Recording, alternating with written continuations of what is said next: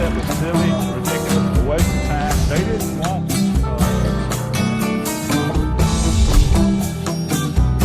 that's why they were so successful. That's why they got away. I've made a living in a very dangerous. This is really an integrated blue society. Dianne Andrews in black and white.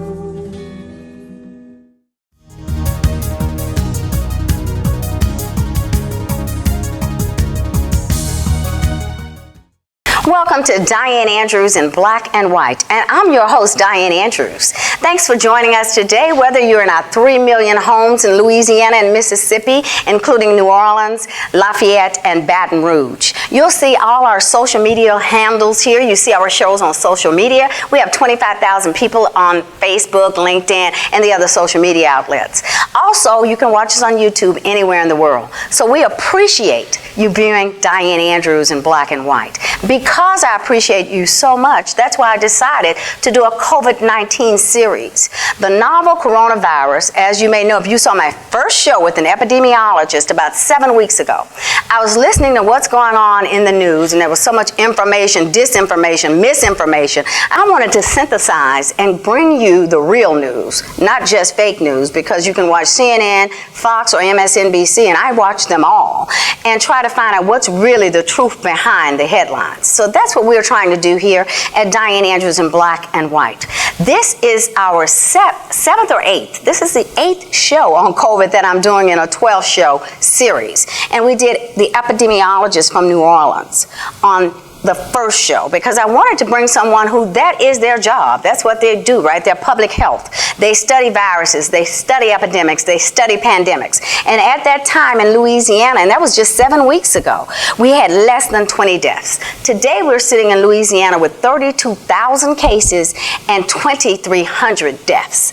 Just to give you an economy of scale, New York has 27,000 deaths. But then I look at California, who's 40 million people, the largest state in this country, and they have 2,800 deaths. We're 4.6 million people here in the state of Louisiana. So did some people do some things right and some people did some things wrong? Are there different strands? Which I did a show yesterday with Dr. Gertie, who's an infection control disease doctor specialist who came on, and we talked about the different strands. So we've done shows from disinfecting in this COVID world, and we've done shows with 3 doctors now. In fact, Dr. Andrea Brown even had COVID herself, who came in and told us her symptoms were a bad backache, and she didn't have much fever, and she was tired and fatigued all the time. So there are different symptoms of COVID-19 also, and she's a board-certified family physician.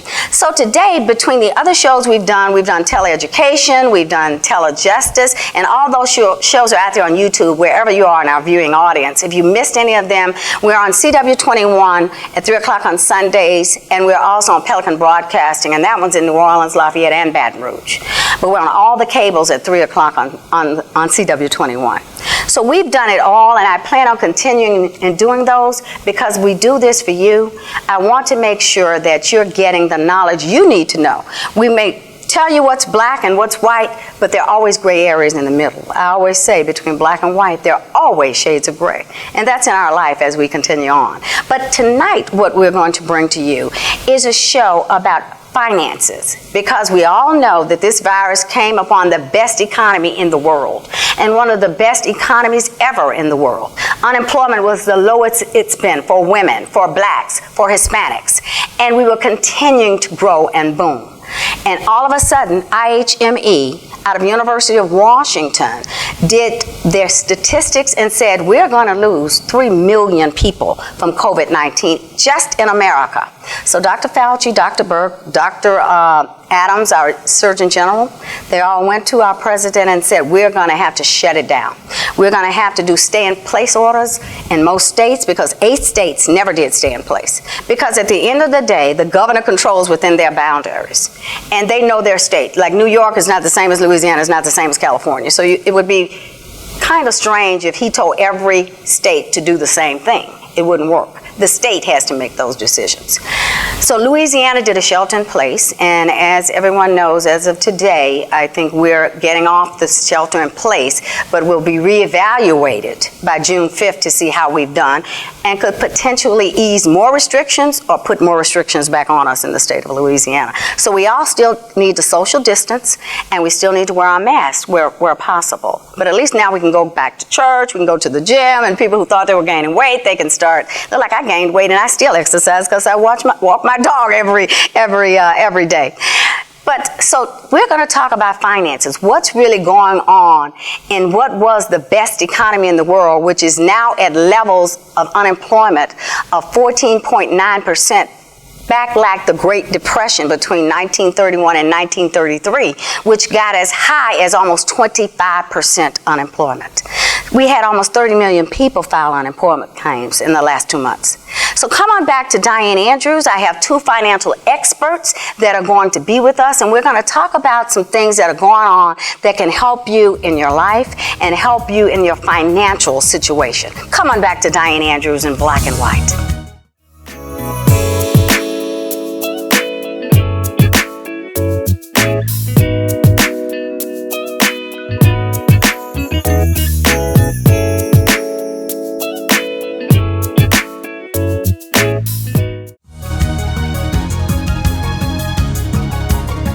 Thanks for coming back to Dianne Andrews in Black and White. And as you see, I have 2 distinguished guests sitting here to my left. And 2 of these guys are my very, very good friends. I guess you hear me say that a lot about a lot of my guests. I do know them, and a lot of them are very good friends, but these are 2 very good friends. Pete Losavio, you've heard me talk about him on the other show, and I said he's one of the oldest, and then I changed it to say he's one of the friends I've had the longest here in Baton Rouge. I didn't mean the oldest. I probably am one of the oldest, Dianne. No, you're not, but you're one of the longest. I think I met you a couple of months after I'd been in Baton Rouge, and then you said, boy, you have to meet at the time, you know, your one of my former wives. Yeah. Marie won't see this, right? But because we were so much alike in stature and in dressing, yeah. Yeah, the same taste. Yeah, same taste. We had the same taste. So Pete Losavio, let me give you a little bit about Pete. Pete is not, he's an attorney. He's a JD. He went to LSU Law School, but he's also a certified financial planner, and he's also a CELA, which I had never seen before until this morning, certified elder law attorney. He is the only one in the state of Louisiana, and there are only 500 in the country. So congratulations, I didn't even know that about you, Pete. But also, there's something wrong, though. He was one of the top lawyers, and for 9 out of the last 10 years. So I don't know what happened in 2012. You see on his resume, 2010, 2011, 2013, 2014. You put every year, and then 1 year skipped. On 2012, he did not make the top lawyers in the state. So you did something wrong in 2012. Well, you can't be perfect all the time. Yeah, you can't be perfect. That's right. So we're going to talk to Pete. He deals a lot with elder care. We're going to talk to both these financial experts. Sitting next to Pete is my good friend Paul Saltaformaggio. I never pronounce his last name. It's too difficult. Both these guys happen to be from Sicily, so they have Losavio and everything's in an I-O, huh? Over in Sicily, everything ends in an I-O pretty much? Pretty much. You know, maybe you're related. But anyway, Paul I've known for 10 years, I think, because he worked at a national bank here that I dealt with at the time, and then he went out on his own. He is what is called an AIF, Accredited Investment Fiduciary, and that means that he's a caretaker for your money and helps you invest better, is how I give it to layman's like us. But I have invested with him. I've also done some investments with Pete, and I can qualify both of them as very, very good people to invest with. So let's start off talking about, you know, when this virus hit, and I guess in December 2019 is when they first started talking about it over in China and said it was not human-to-human transmission. It was only from a bat to a civet to an animal. And we didn't find out from the World Health Organization until the middle of January that it was human-to-human. And they had known for a while, it seems, from all the investigation I've done and from a lot of big-time reporters now, and everybody's writing about it. They didn't tell us in time. But right after that, the president stopped travel. He stopped travel from Wuhan, China, after one index case came in here. One guy went to Seattle. They were testing. We were already testing. He tested on January the 20th. By the 21st, 22nd, they had the results. 10 days later, on January 31st, our president issued the order to stop all travel from Wuhan, China. Now, there were a lot of people who said it was a wrong move. And you know the words they said about him at that time. We don't have to go that far. But just look it up if you don't know what the words that some of the other people that may even be running for president said about him. But he did that because he felt and he knew that this was going to be something bad. And we had not gotten all the information. Also on February 4th at his State of the Union, he also mentioned that he was trying to get information from China. We tried to send people there. During Ebola, under the last president, under our President Obama, I did shows on Ebola with Dr. Todd, our state epidemiologist, and Zika and everything. Ebola is Ebola River in Africa. It's a region. Zika is in the Zika forest. I call this the Wuhan, China virus because most viruses are named after where they started. So, and this did start in Wuhan, China. I think everybody really knows that now. But we're going to talk about financially what this has done. And that's why I'm giving you the background, because he did stop the travel. Just for an example, Italy, which is 50 million people, and Spain, about 50, 60 million people, they didn't stop travel until March, and they didn't stop all travel from Wuhan. And we did stop travel on January 21st, around February, when it was the beginning of February, when it was after it was initiated. So we did a great job in stopping travel. I think if we hadn't stopped travel, we'd have many more problems than we have today and many more deaths. So because they had really got viral in Europe, and because they did not stop travel. When you see their deaths lower than ours, just remember those states are probably 1/5 of ours. Those countries are like our states. They're about the size of California, right? 40, 50 million people. So tell me what you all think about the shutdown, about how 8 states didn't shut down. Let's talk about financially what we think. 40% of people households making $40,000 a year have lost their job. I am hearing a lot because I'm an entrepreneur myself. And I talk to a lot of entrepreneurs, and they're saying that they're trying to hire people, maybe a $12 to $15 an hour or some less. And they can't get them to work because they're saying, why should I come work when unemployment gives me more money than I would make at $12 an hour? Would either one of you all like to tackle that, or both of you all give your suggestions or your opinions on what should be done with that? How are we going to get workers? Well, I think we've seen the impact of it, especially like in the restaurant industry. Mm-hmm. The restaurant industry is attempting to open back up. A lot of restaurants have been severely hurt by the shutdown. They just don't have the capital to afford even national chains to be shut down for this period of time. And now they're trying to come back into business and try to start generating profits again. Right. And one of the obstacles they're having is they can't find any staff. Mm-hmm. So, among all the other problems they're having about trying to do social distancing and the loss of occupancy in their restaurants, which affects their profitability. Yeah, it's only 25% occupancy, I think, is what our governor said the other day, until June 5th. So how can you make money at 25% occupancy? And then, so that also makes it harder for the people who are working there to make wages because they have less people to wait on. Mm-hmm. So now they're making more money staying at home than they could make even if they were working at a fully occupied restaurant. Right. So there's no... That's a tough business. Small profit margins, I think. You ran a restaurant before. You've owned, your father or someone owned in your family restaurant. We won't talk about that, Dianne. Oh, okay, all right. But you know a lot of restaurants, and I'm sure a lot of your customers, that's a small profit margin in restaurants, isn't it, or is it? Well, yeah, it's very thin. I've heard a lot of people say that the last 10 or 15% of occupancy is where all the profits are. Wow. So, that gives you an idea of what some of the numbers are for some of the restaurants, that they have to operate at, almost 100% occupancy, and that last 10 or 15% is where all the big profit is, or the majority of the profit is. And so if you say you cut your occupancy down to 25%, well then you never get there. You never get there. You yeah. know? So, and so I think the restaurant industry, what's going to happen with the cinemas? Who's going to go in there and sit and watch a show? Yeah, and you worry about like professional sports or college sports. How are people going to go to those games? So there's a lot of unknowns going forth. It's hard to visualize how we're going to, what the new abnormal is going to be. Right, which will eventually turn into the new norm. Yeah, the new normal. Yeah. But it's hard to envision how the restaurant industry is going to survive. I know they will survive because nobody wants to cook anymore. But I think I've eaten out 4 times or picked up outside 4 or 5 times. I'm cooking.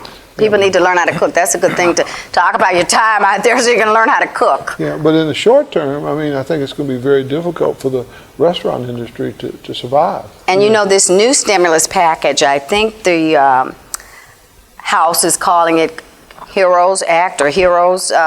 The first one was CARES, I guess, and this is called HEROES. But they're suggesting that unemployment lasts till 2021. What do you think about that, Paul? I mean, it's just going to make it very difficult for all those businesses to get off the ground, you know, and especially I'll take the restaurant industry as an example.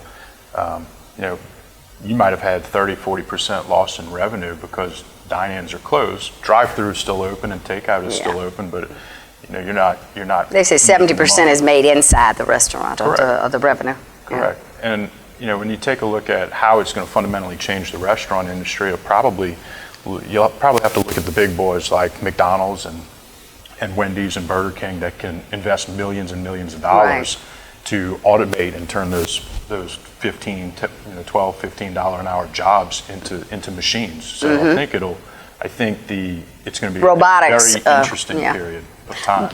Do you think you'd ever see robotic waiters? You know, China uses a lot of that, robots in plants and in all aspects of life over there. Do you think we'd ever use robotics? And then again, you put people even more so out of business, right? If you start using robots to serve people. Well, you know, that's going to be very interesting, Diane, because, you know, a lot of times the industry has gone to, you know, having where you can walk up to a touchpad, right, you know, and place your order. Right. Well, if the coronavirus stays around, are you really going to be wanting to walk up to someplace and touch a touchpad? Right. They better have, like down there, some of the hand sanitizer, right, before and after. Wash your hands, go to the bathroom, wash your hands like a ninja, the one doctor says. So, no, I mean, I'm pretty sure they'll be innovative and creative and work around that. Right. But, I mean, if you look at where technology is today and where we were moving and what this has caused, I mean, ATM machine. Right. How comfortable are you to go to an ATM machine? Now let's have some gloves on. You know, if I put my gloves on, I'd touch it. But I never did like touching things behind people anyway. You know, you go to the gas station. You know, it's all right. And you have to touch it, and you have to. You know. I wish they'd bring back where the guys used to pump your gas. In New Jersey, when I go there, they still pump your gas in New Jersey. The only state I've been in lately that they never stop pumping gas in New Jersey. They ought to start that back again. They'd probably get a tip. I'd tip them for pumping my gas. Yeah, well, like I said, it's just things that we have taken for granted. Right. Maybe on the other side of this are going to be different in the future. But you know, then we look at certain industries. Let's say Honeywell is now making PPE. They're making masks. 50% of all masks and PPE came from China. 90% of our antibiotics came from China. Our supply chains we need to start bringing back, I think, into America. And I thought that before. I always did agree with this administration that too much outsourced can cause you a lot of problems. Let's say if China just said when they have disturbances and they don't always get along country to country, any country, and they say, well, we're not going to supply you any antibiotics anymore. What would we do in America? That would be a very serious problem. We have to start bringing pharmaceuticals back into America, and I think that's part of the issue that they are. Now, when you look at Honeywell is now making PPE, we have Haynes is now being retooled to make PPE. We made ventilators at General Motors in 17 days. I think one of y'all told me you saw that film of, it was amazing how our president got these companies to start making things we need. It was like World War II. When they had to do the Defense Act. But some of the companies wanted to. 3M, I think, is making PPE. So there are a lot of industries that are booming now. But they don't make up enough of employment for like restaurants. Restaurants is a big employer in this country. Probably 40 to 50%, I would think, right, in restaurants? Right. Yeah, 40 to 50, is that right, Paul? I think it's 43. How much? I think it's 43%. Yeah, I would think. And what are we gonna, that's 43% of the people. If we don't have work for them, they will be on unemployment for a long time. And then what do we do after that? And we're letting around the country all these people out of the prison system, nonviolent prisoners. Every city, we let 1,000 out here. I had a letter from the sheriff that I read on one of my shows about 3 weeks ago, and we've let half of East Baton Rouge prison system out because of the virus, and I'm sure other factors too. But and that's not just Baton Rouge. I know my girlfriend in Houston, they let them out. I was on the West Coast, they let them out. Before this, they were starting to let people out already, which had serve their time. But if we can't find jobs and they're already out here and they can't find jobs, what will they do? It's just something to think about. That's not a question for you all to answer. It's for my audience to just think about. We're going to have a lot of people out here looking for jobs too that can't find jobs or can't do the kind of work that need to be done. And then on the other side, you have people that are not going back to work because they don't want to go back to work because they're getting unemployment. Yeah. I've heard plenty of people say this. They can't find employees right now, and the employees are not coming back, they've told them, because I can get unemployment until August. And they're trying to extend it to 2021. When I said they, mostly the House. Well, Dianne, there are a lot of challenges for sure, and I think that the fact that people can make more money not working is not helping us. Is that how capitalism is supposed to work? No. No, it's not. When I look at, and most people, when you think about Venezuela, if you don't know about Venezuela, Venezuela has the #1 oil reserves in the world. 303 billion barrels of oil in reserve. And they can't find food in the stores. It's very scary when you think about some things that could happen based on who's running the country, right? Whether you're a capitalist or whether you're a socialist. Venezuela was taken over by socialism, and now they have the largest oil reserves in the world, and they're broke, right? People are starving in Venezuela. So it's just something for us to think about. If you just look at socialism, I'll ask my audience to see if you can find any successful socialistic country in the world that has made it like this country has, as a capitalistic country. We've been the best in the world and the biggest in the world economy. And we're not the largest country in the world. So what do you think about the 40% of households that make $40,000 that have lost jobs? How do they come back? People want to work. Now, we've got a big sector that, hey, I'm staying at home, right? Because I hear friends talk about trying to hire people. No, I'm getting unemployment, I'm staying at home. But I also hear other people. You look at the lady in Dallas, Texas, that the Governor Abbott let out of jail because the judge had put her in jail for opening her beauty salon, right? With all the PPE on, because she needed to feed her family. She wanted to work, right? She didn't want money, obviously, unemployment or whatever. She owns a beauty salon. And did you see that case? And Dan Patrick, the lieutenant governor, got involved, and so did Abbott. They let her out the next day, but I think the judge said he's going to put her back in. That was last week, because she opened her beauty salon. Is this a law? You're a lawyer. Is this a law that if I open up, can they put me in jail for this? Opening up something when they say don't? Well, you know that. Preacher up there in the central got. Did they put him in jail? That Tony something guy that opened this church? So you're violating a order. Did he stay in jail? A little bit. Do you think there's a reason? Now, I've had atheists on this show, people who are the Muslim faith, Jewish, you name it, Buddha. I've had everybody but Buddha. I had a Hindu. I've had everybody, because I believe everybody has the right to worship whoever they want to worship or to not worship as an atheist. Yeah. But I like to hear everybody's opinion. Financially, grocery stores had to stay open. Yeah. But isn't worship food for the soul? Well, Dianne, we have a constitutional right to worship, and so I think as we've had crises in this country, you look at 9/11, we lost a lot of freedom there. We lost a lot of right to privacy, and it was all done in the right of security for our country. And so, you can say, we've lost some personal rights for the greater good of protecting the country. And of course, that doesn't worry, me or you. We're not doing anything wrong, but by the same token, we've lost certain rights that we had. And I think this is another instance where this crisis is going to cause us to lose certain fundamental rights or freedoms that we've had in this country, and we've always had the right of freedom of worship. And, the government, for the greater good, has actually prevented us from the last month or over a month. 2 months. 2 months. Almost 2 months. And during Lent. Right, you're Catholic. Yeah, that is really an impact to a Catholic person. No worship on Easter Sunday. Couldn't go to church on Easter Sunday. And people who die. We were talking about that earlier. You can't even go to the Graveside, 10 people, right? Can't have a proper burial. Can't go to church. Couldn't they social distance y'all? It's outside. Yeah, I mean, but Yeah. I mean, what they've been doing is they have a graveside service and 10 people, but the people weren't able to go to the church and have a traditional Right. church Weddings. weddings, whatever. So I mean, yeah, In my neighborhood, I saw they had a parade of cars for a young teenager's birthday, and every car had some big design on it, and they were honking the horn. So I guess people are thinking of ways to still kind of physical distance, but also celebrate yeah. various. So I mean, this pandemic is going to have not only a tremendous financial impact, but it's also going to have a social impact, a spiritual impact. It's going to impact every aspect of our life.